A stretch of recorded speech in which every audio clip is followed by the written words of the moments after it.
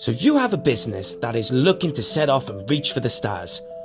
You have a goal or have targets, but you do not know where to start or where to go. You want to transform your business, have a structure, or even have assistants. Then guys, look no further than Olive and Palm.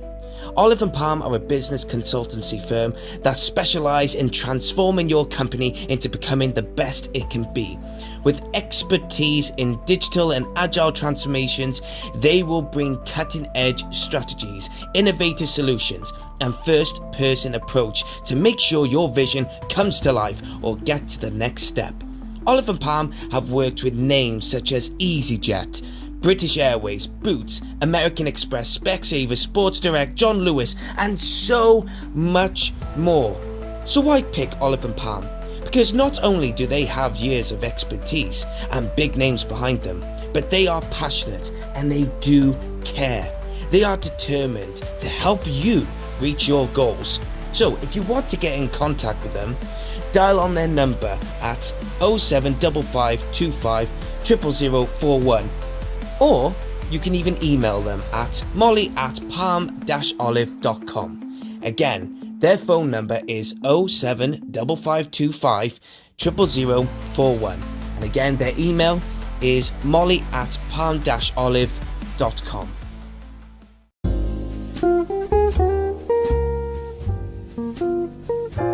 How's it going? Rhys here of Creative Space Podcast, and today's guest on the show is none other than Zack Ryan. Zack and I talk about his work in the music world, especially within the film industry, how he composes the music for films, and so much more. He talks about his latest project that he's done with Steven Soderbergh on the film Presence. He's also talking about Wizards Beyond Waverly Place, which I look forward to seeing that on Disney+.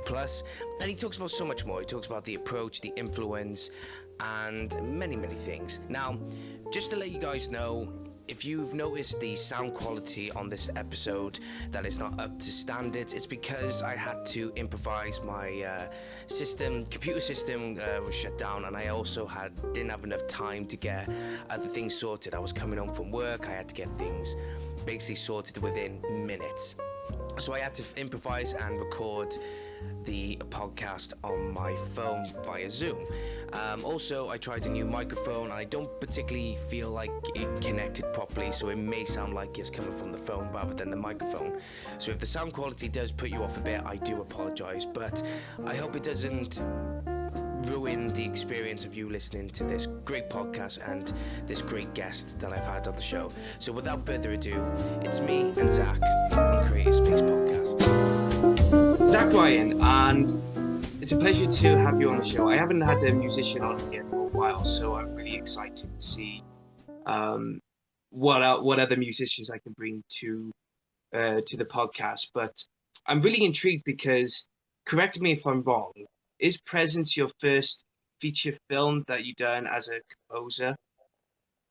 No, I've been working for 20 years or so doing this, and so there's, I've done maybe 30 something movies over the course of that period.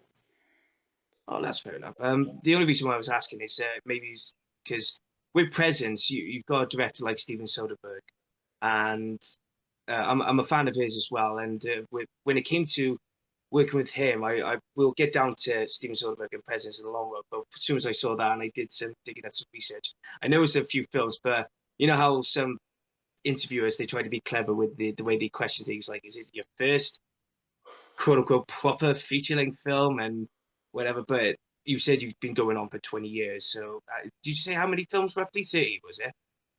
I don't know. I don't really keep track of the number, but I think it's in the low 30s. Mm. And and there's I do some series work too, so there's a bunch of TV shows in there.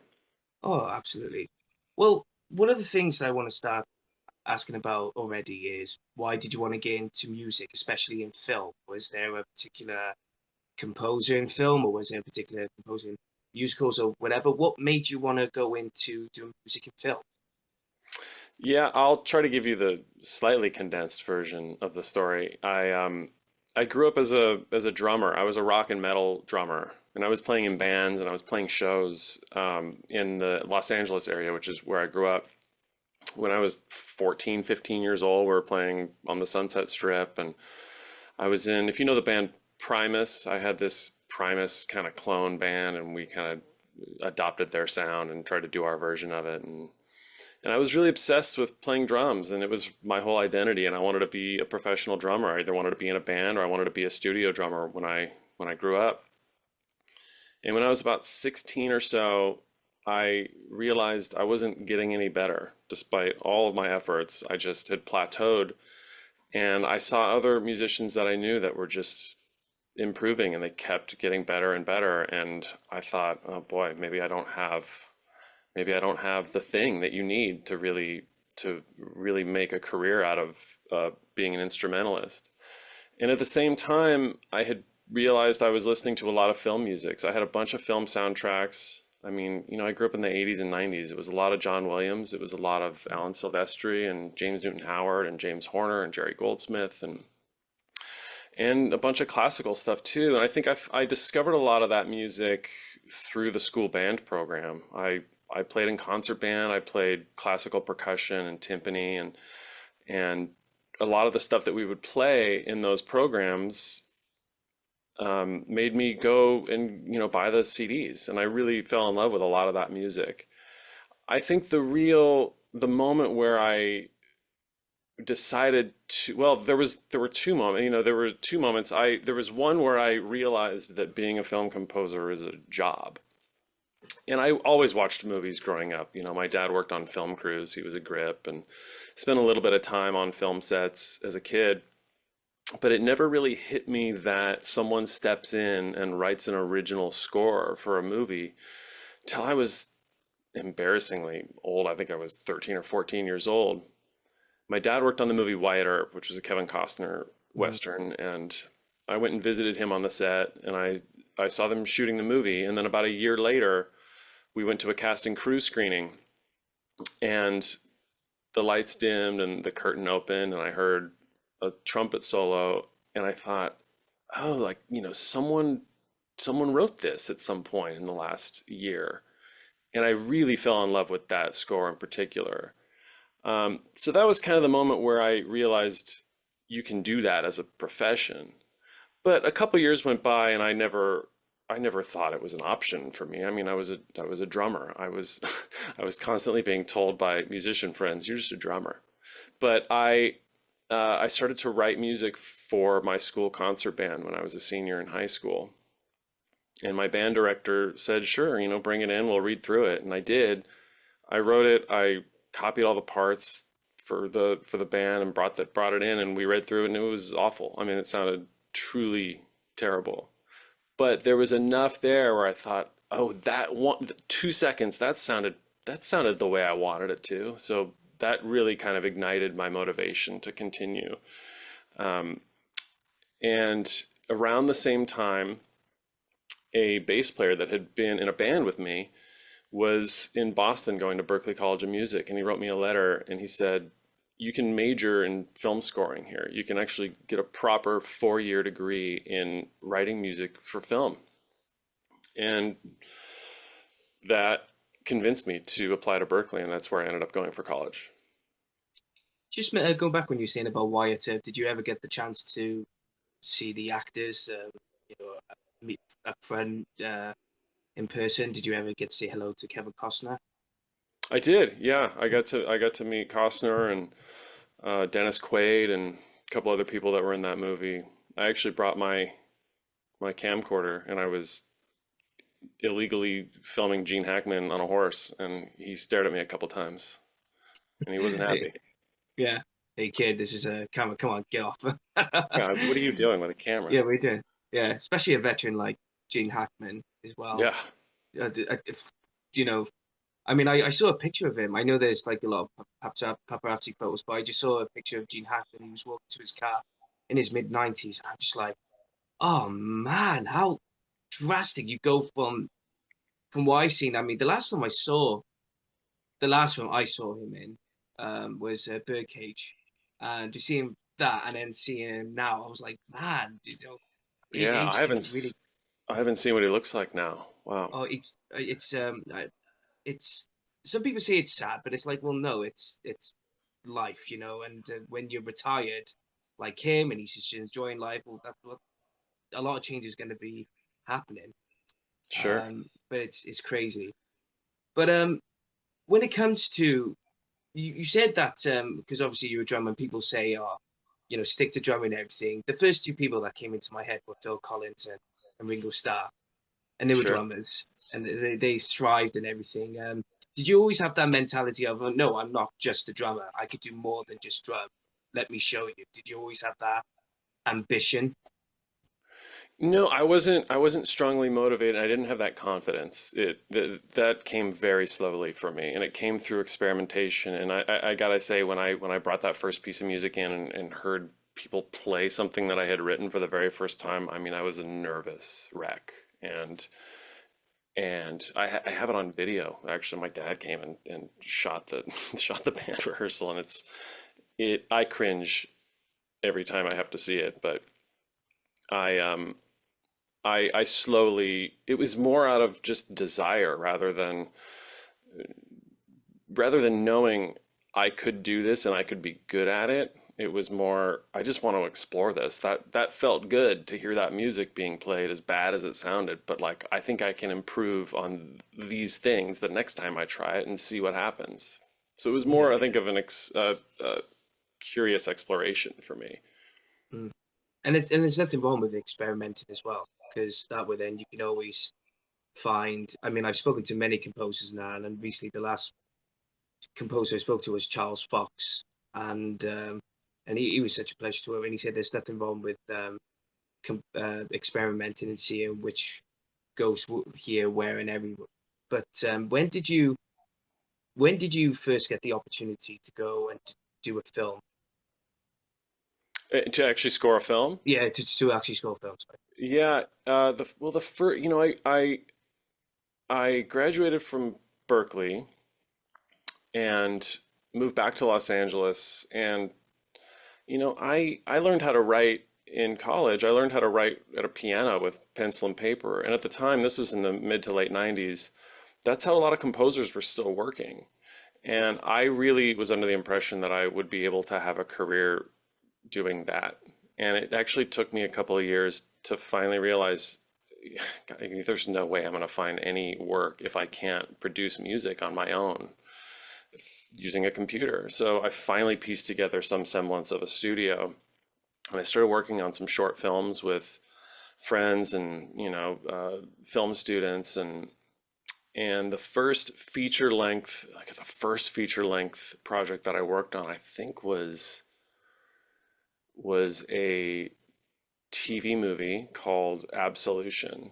And I got that job because the job I had was working as an assistant. I assisted the head of music at a cable network, and she's been an amazing friend and mentor to me over the years, and we're still in touch. And she and one of the movie executives told me that there was a movie that the network was making that was pretty low budget, but they needed a composer, and so they gave me the script. I read the script and talked to the director and the producers, and I had to demo a piece of music based on a script, which is so insanely hard. And I got the job, and that was the first long form piece of film that I worked on as a composer. How do you go about in writing music and in your way? Is it you speak to the director first and see what he or she wants, or do you get the full film and then you look at it and make notes? How do you approach in making music in film? It happens in all sorts of different ways, really. Sometimes I'll get a script, which is really hard. As a composer, you get a script and you're reading a document that is going to be interpreted by dozens of people by the time it reaches the form that you're going to write music to. So it's going to be interpreted by the director and the cinematographer and the costume designer and the production designer, not to mention the actors, and all of those elements are going to inform what kind of music is going to work. So reading a script is really hard to come up with musical ideas because the film could end up accommodating so many different types of scores based on the same script. The best the best situations in my experience are when I can I can look at the visual, whether it's one scene or it's dailies of where you're watching 5 or 6 takes from 4 or 5 different camera setups.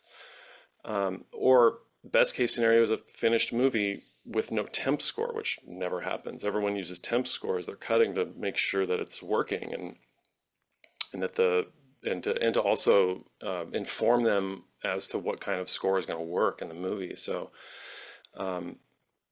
the best experiences I've had are when I can look at something and there's just no music and I can watch an edit, whether it's a final cut or if it's work in progress. Has there ever been a moment, a film, whatever, that's frustrated you, where you just sat there and gone, how can I work with this?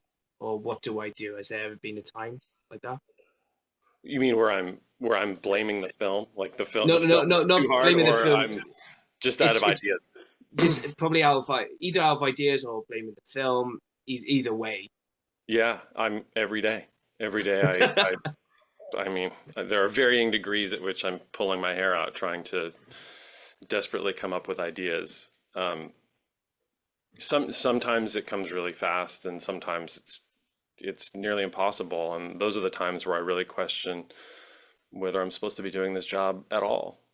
But you stick with it long enough, and you'll eventually find a solution. But yeah, to answer your question, there's been a million times where I sit back in my chair and I go, "Oh my God, what am I gonna do? How am I gonna solve this scene?" Power up. What was that then? Okay. Just worth. I'm in my grandfather's room. I am to do the scene, and I heard one of his alarms just go completely off, and I'm like, "What the Oh, hell?" Talk about presents. Anyway, sure. yeah. No. Going on to the one television series that I haven't seen it, so forgive me for not watching it, not doing my homework correctly. But I like to do things on the fly. Is Yeah. Full Circle.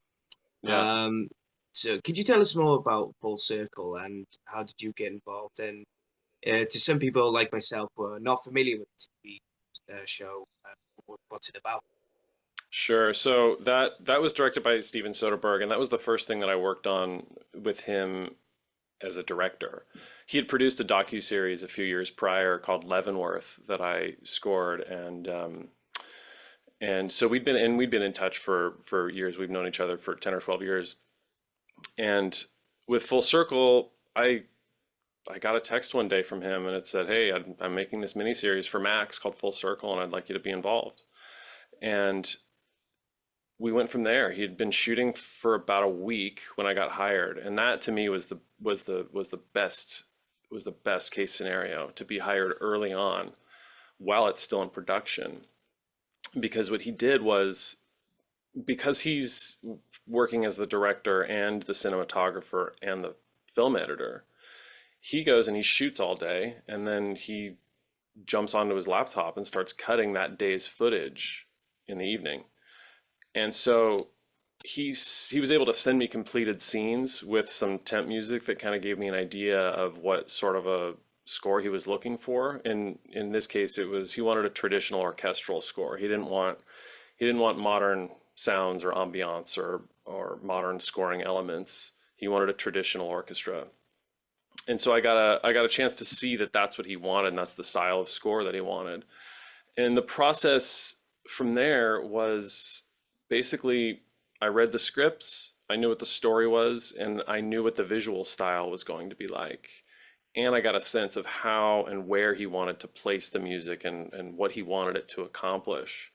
And so I just started writing music for about 2 months, and I would send him a batch every week or so of 10 or 12 minutes of new material, not for specific scenes, just music that really felt to me like it belonged in this story. And the story of Full Circle, by the way, is it's a modern kidnapping thriller that takes place in New York City, and there's an organized crime element from Guyana, And there's a family in New York with a celebrity chef grandfather, and there's a kidnapping, and it unravels over 6 episodes. So I would send Steven music, and he would just start dropping things in, and he would send me back scenes that had the music included. And after seeing that, I would sometimes make adjustments for length or for orchestration. And sometimes I'd try a new idea and send that back to him. Sometimes he would prefer that. Sometimes he would prefer his original instinct, and we would basically go from there. And it was a really great experience, because usually as a composer, you come on at the very end. They've shot it, they've edited it, they've temped it with music from 10 other movies, and then you come in and put the frosting on the cake as a last step.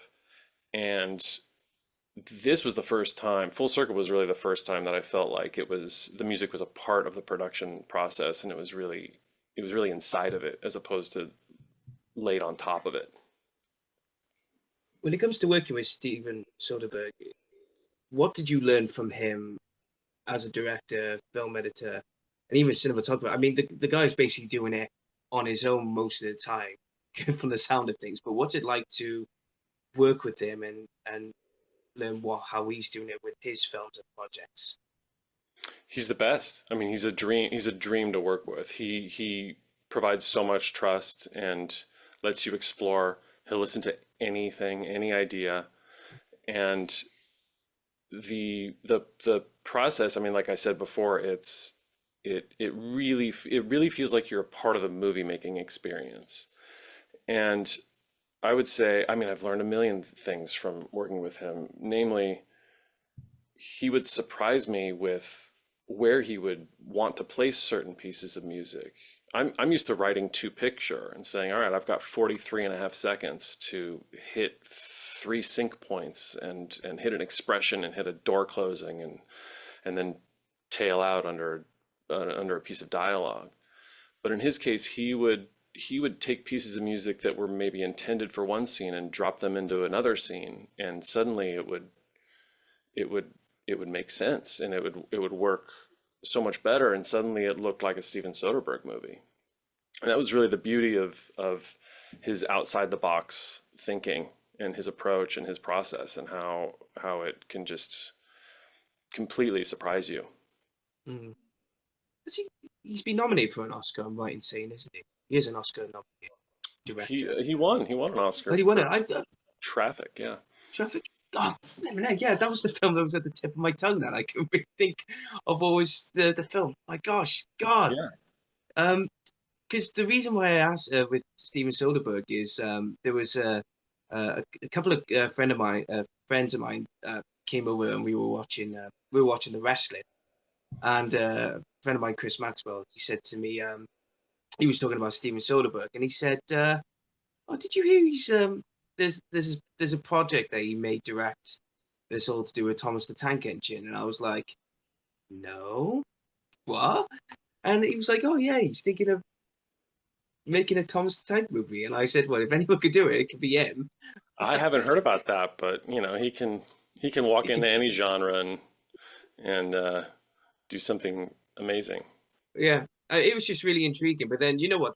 Like some stories and rumors could go around and think, "Oh, it could be true or not." But it was just he got it out for me, and he said it was on IMDb. So I had a quick look at it, and he said to me, "Oh, Soderbergh could be using the old-fashioned models and everything." And I was like, I'm already got a ticket. He's already got a ticket for that one for me, so I'm happy.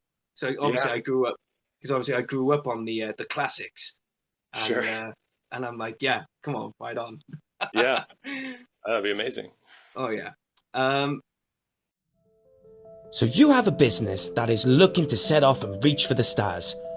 You have a goal or have targets, but you do not know where to start or where to go. You want to transform your business, have a structure, or even have assistants. Then guys, look no further than Olive and Palm. Olive & Palm are a business consultancy firm that specialise in transforming your company into becoming the best it can be. With expertise in digital and agile transformations, they will bring cutting-edge strategies, innovative solutions, and first-person approach to make sure your vision comes to life or get to the next step. Olive & Palm have worked with names such as EasyJet, British Airways, Boots, American Express, Specsavers, Sports Direct, John Lewis, and so much more. So why pick Olive & Palm? Because not only do they have years of expertise and big names behind them, but they are passionate and they do care. They are determined to help you reach your goals. So if you want to get in contact with them, dial on their number at 07555 00041, or you can even email them at molly@palm-olive.com. Again, their phone number is 07555 00041, and again their email is molly@palm-olive.com. When it comes to presence, how did you get involved, and also how did you approach this one? Because it's been described as a psychological thriller, it's described as a horror, it's described as many things. So what was the work process like when it came to doing presence? Yeah, have you, out of curiosity, have you seen the movie? I've only seen clips. Like I Okay. said, I hold my hand up high.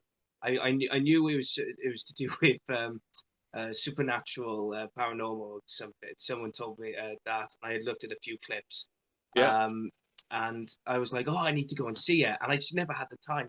So I'm pulling sure. my hair out all the Yeah. time. Well, no, the only reason I ask is because there's a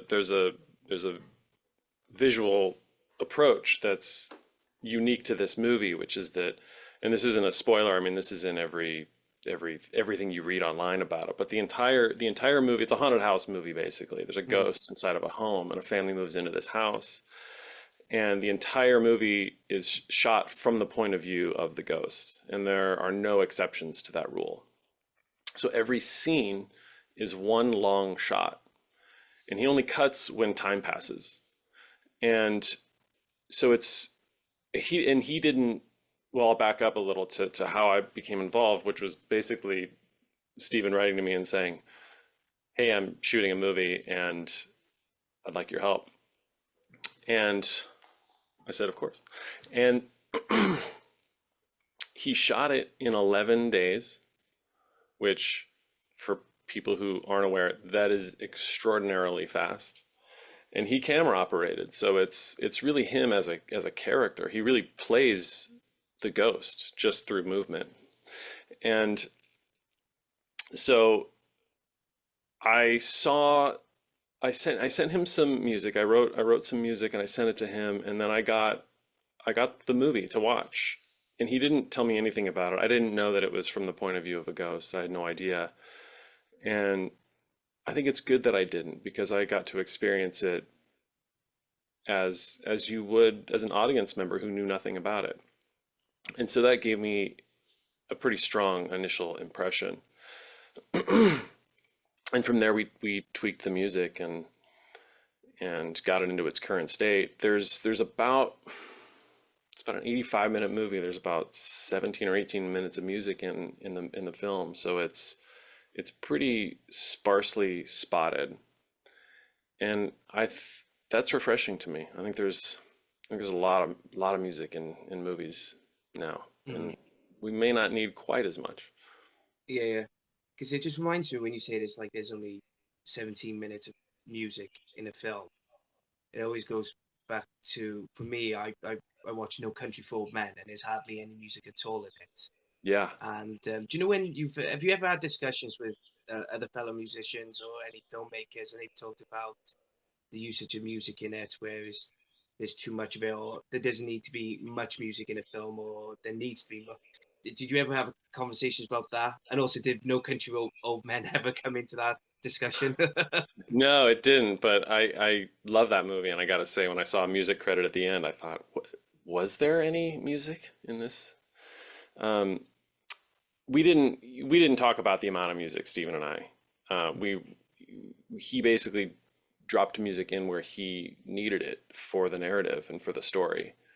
And the visual approach, really provided what a score usually has to provide in a supernatural thriller, which is eerie atmosphere and ambiance and music that's unsettling in nature, and it's constantly telling the audience that there's a ghost or there's something supernatural going on. But we didn't really have to do that because you felt all of that just by virtue of the way that Steven shot the film.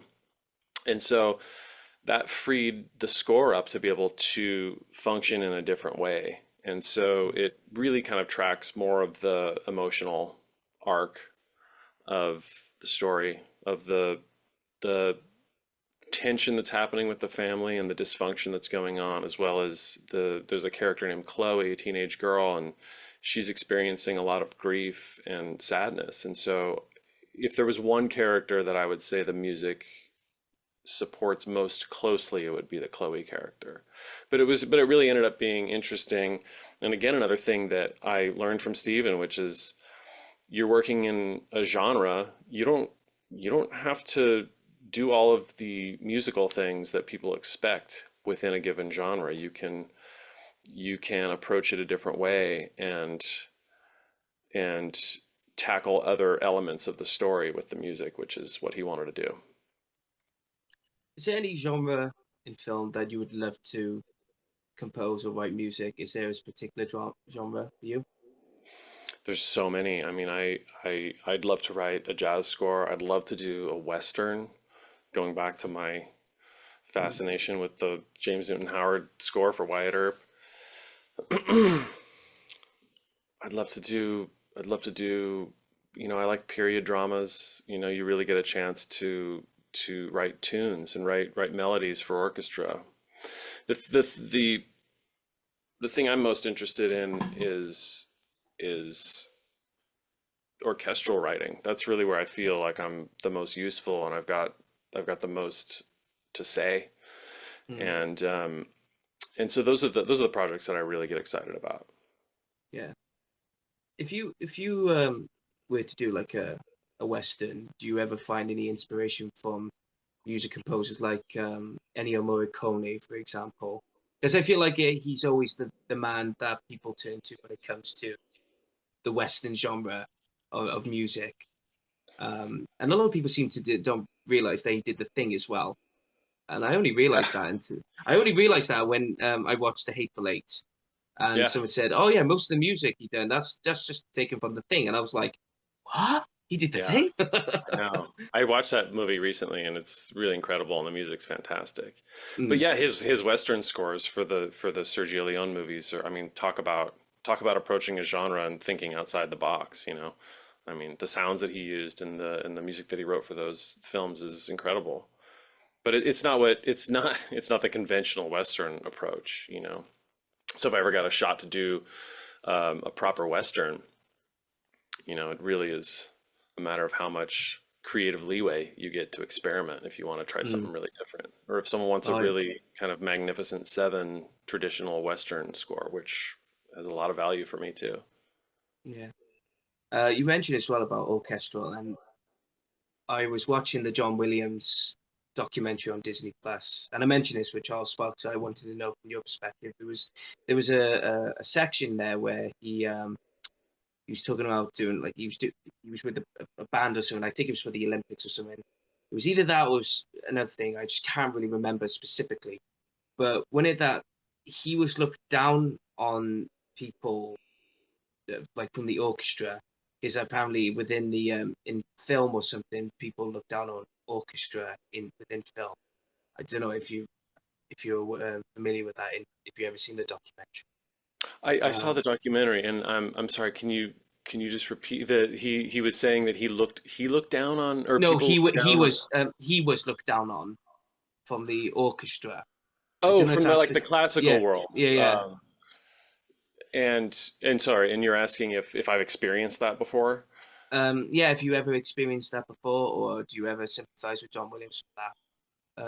I haven't. The classical world is such a separate it's such a separate world from what I work in day to day, you know, and I've never had the opportunity to have a proper piece of concert music commissioned and performed by the Boston Symphony or any of these big orchestras. So I've never experienced the criticism that can come from that world personally. But I do remember that on the documentary, and I thought, well, I'm a huge fan of his, so the documentary Yeah. was great and really insightful. And Oh I yeah. loved that there was so much session footage, you know. Steven Spielberg always had his camera with him filming the recording sessions, which is a treasure. Yeah. It just goes to show with Spielberg though that he's still a filmmaker in his heart. You'll film anything, even just Yeah. filming John Williams. I mean, he turned 93 a couple of days ago as well, Yeah. which is crazy, and he's still going. Still What a going. what a champion! Oh my I God. mean, If I'm it's still like going it's at 63, I'll be like thrilled. like it's like he's always asked, "Oh, how do you keep going?" And he's like, "Music," and it's like, "Oh, well, there you go." I Yeah. mean, if you look at some of this music, it's like I always say it defines my childhood because obviously I grew up on films like Jaws, Indiana Jones, Star Wars, and then you hear E.T. and everything, and then you listen to how he started off the Harry Potter music, and then how he started off with Superman, and it's like, is there anything this guy can't do? I know. He's truly incredible. He's one of the, he's just- you can't say enough about the guy. He's just an absolute legend. There's never going to be anyone like him. No, without a shadow of a doubt. Is there any projects that you have going at the moment? Are you on the go with any more projects, whether it be film or TV shows right now? Yeah, you know, I just finished a TV show that I work on called The Wizards Beyond Waverly Place, which is a Disney show.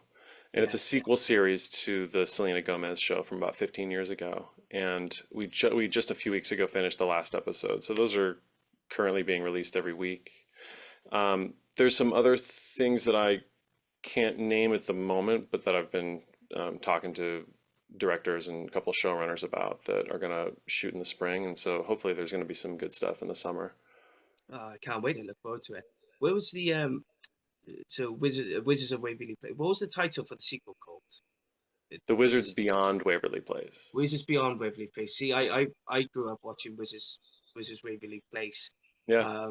and to see you with the credit of Wizards Beyond Waverly Place, I mean, was it exciting that you got to do work on a Disney program, whether it be TV or film? Was it just really exciting to go, oh yeah, I did, not a problem?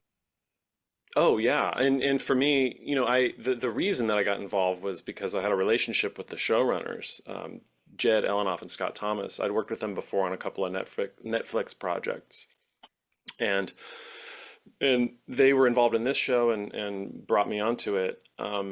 It's really it's a rock score, so it really is an opportunity for me to get back to my teenage years, you know, and I'm a self-taught guitar player too, so I get to track all the guitars on that show, and it's just plain fun. Last question for you, Zach, and thank you so much for taking the time to speak to me. I really appreciate it, and I, I need to go and watch Presents now.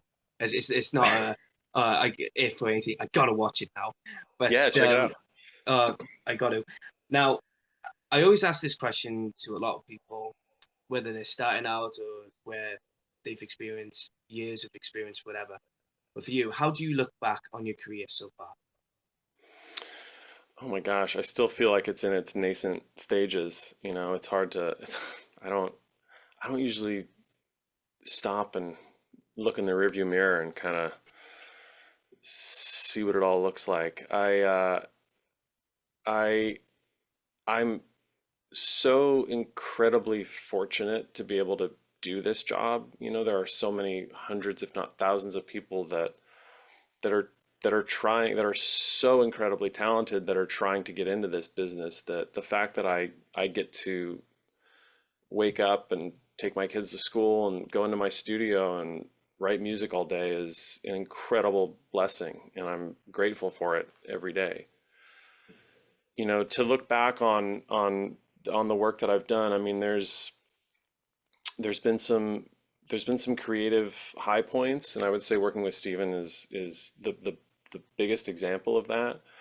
And there's been struggles too. There have been really difficult projects working with people where the creative differences really got pretty crazy. But you what I've learned is how to just put your head down and take a step back and say, what's my role in this? I'm a small piece of a much bigger thing, which is a movie. And the movie has visual effects and sound effects and ADR and dialogue and a million elements, and I'm one of those elements. So if it's not working for the director, I have to stop and go, okay, what is it? What is it about what I've done, and what do I need to do to it in order to satisfy the vision of that director? And you learn a little bit every time out. So I look back and I go, I've had I've been fortunate to write music every day, but B, I've really learned a lot about the creative process and working with a million different types of creatively minded people, because they come in all forms. There's the really hands-off approach of a director, and then there's the ones that really get in and say, look, I don't think the flute should play that grace note on the end of 2. So and it's everything in between. So you really have to be fluid, and you just have to do your job. You just have to humbly do your job.